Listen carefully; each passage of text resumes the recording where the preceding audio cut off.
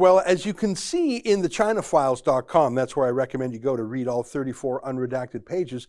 Actually, the first 2 pages and the last 2 pages are the easiest to understand. The first 2 are just a calendar for all the activities of the Beijing embassy. It shows Catherine McKenna flying in for a party. It shows the military games where 200 Canadian soldiers were sent to Wuhan in October. Very easy to make sense of. It's a calendar. The last 2 pages are equally incredible. It's a list of the 18 military exchanges with the People's Liberation Army and the Canadian Armed Forces. One of those 18 was canceled under pressure from the Americans. The other 17 proceeded. Well, let me read you a great headline, my favorite headline on the whole matter, and it's from our friend Spencer Fernando, who writes, "In a sane world, Trudeau wanting Communist China's troops on Canadian soil would be the end of his political career." And joining me now via Skype from Winnipeg is Spencer Fernando. Great to see you again. You're so right. Reading that, it just clicked. Yeah, but no one's even suggesting that. Not in the media, not in the opposition. Am I right? Yeah, it just goes to show how far I think we've gone in accepting things that are unacceptable in this country. And, in a way, Trudeau kind of primed everybody for this right from the beginning, even before he was elected. I bring it up every time, but we remember when he said that he admired China's basic dictatorship, and people said, oh, he's joking or it's a dumb comment. Everything that we've seen since then shows that he was being quite serious about that. Yeah, I mean, Trudeau may have a prankster side to him, but he's not particularly funny or ironic. When he says something, I think he means it. When he said he admired China's basic dictatorship, I mean, he may have quickly realized that was a dumb thing to say, but he wasn't being funny, he wasn't being sarcastic, he wasn't being ironic. He actually believes that. What these documents show is that that idea has trickled into the whole foreign affairs establishment. That's what it looks like to me.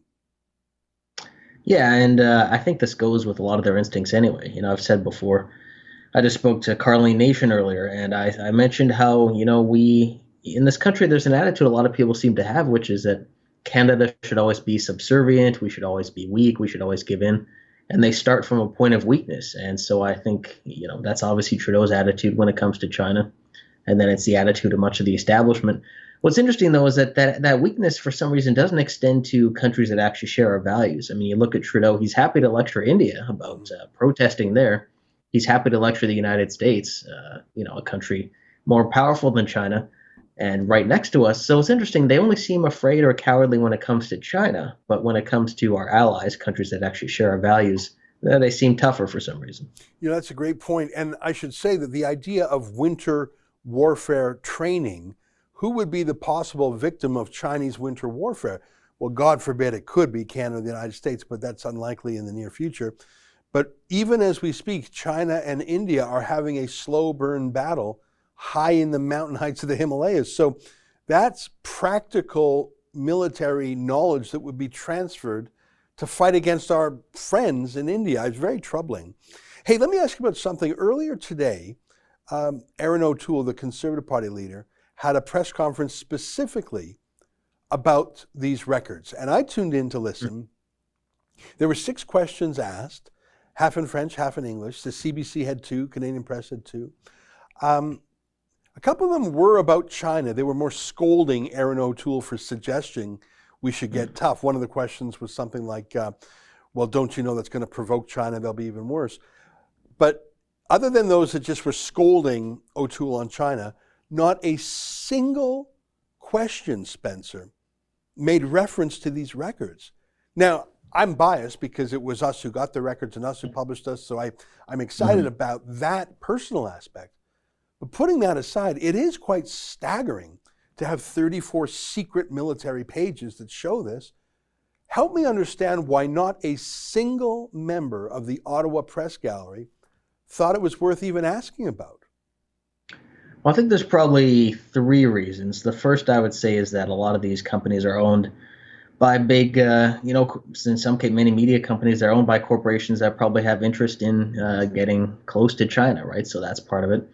The second reason would be the usual covering for Justin Trudeau, which the media has been doing for some time. And then the third reason is, a lot of the kind of identity politics stuff where you see a lot of the people in the media, and they think any criticism of the Chinese Communist Party is somehow racism, even though, of course, the first and the biggest victims of the Chinese Communist Party are people living in China, right? And actually people living in Canada as well. Chinese people who've come to Canada for a better life, and now they're being harassed and threatened. They're having their family members threatened. They're being coerced within Canada by agents of the Chinese Communist Party. So it's all those things together. And I think they just, there's kind of been this attitude where people don't want us to have an enemy or don't want us to have a country that we oppose or that has different values. And they can't really see when that started to happen. They can't see that China's an adversary. They can't see that China, the Chinese Communist Party, their interests are directly against the interests of Canada, the United States, our allies, countries with similar values. And China's a lot different than it was even, 4 or 5 years ago. It's moving in a very concerning direction. So I think it's a mix of people who are either compromised or naive and just some kind of a whole bunch of those things all at once. Yeah, I think you're right on with all three of those. The money, like the Bloomberg media, for example, totally invested in China. Disney, the entertainers, always looking at China. The NBA, anyone in entertainment, anyone who wants eyeballs, loves China and will shut up about politics. You're so right about Trudeau sympathizers. They don't want to upset the young prince. And just the ethnic politics, the woke, you're spot on with those. Last I checked, now I haven't checked in the last hour, but the last I checked, the CBC has yet to even mention these records. Maybe you've seen something in the last hour or so, but the Globe and Mail ran with it pretty big. The National Post mentioned it. I actually did some radio in Canada. It did pop up in question period, but from what I've seen, unless that's changed in the last hour, the CBC is going quiet about secret documents. That's got to be a first. Yeah, and I don't think people would be too surprised, to be honest. I mean, CBC tries to cover for Trudeau quite often, and they try to cover for the establishment. It's not just about them being pro-Trudeau, but they're pro the kind of establishment that's in power in the country. So this is obviously embarrassing for the establishment to have this exposed and concerning. So CBC will try to either slow walk it or just not cover it at all. But at the end of the day, they don't get too many views, to be honest. So yeah, if they don't cover it, most people are still going to see it anyway. Yeah, isn't that the truth? You're just killing it on Twitter these days. I love following you on Twitter. You're very fast also. You're fast on the news, which I really appreciate. I love SpencerFernando.com. And I'd like to say to my viewers, and we've said this every time Spencer's on, every time our friends from True North are on, there are only a small number of truly independent journalists in Canada who don't take the Trudeau money. And so while I deeply appreciate your support for Rebel News, if you have a few extra bucks, it's very valuable to have other voices that are independent like Spencer Fernando. And may I encourage you just to check out his website. Spencer, tell us before you go, is there anything you're working on right now? Is there something you're looking into or researching or covering, or you just recently published you want to tell our viewers about? Yeah, I'll be writing more about the China story, obviously, or what Aaron O'Toole's saying, how the media is covering it. I think that's kind of the big story right now. But, I think the interesting thing is going to be how Canadians react to it. There's definitely been, in the past, foreign policy doesn't play a big role in Canadian elections. I think that's going to change. People who normally don't follow foreign policy, which is, most of us, even including myself quite often. The way China's treated our own citizens, the way they're treating this country, and now what Trudeau's doing, I think a lot of people are starting to wake up to the fact that something's seriously wrong here. So we'll see, but I think it's going to be interesting to see how this affects the upcoming election. Well, I hope you're right. I hope people do wake up to it. Spencer, great to see you. Thanks for joining us today. No problem. All right, there you have it. Spencer Fernando from Winnipeg, Manitoba.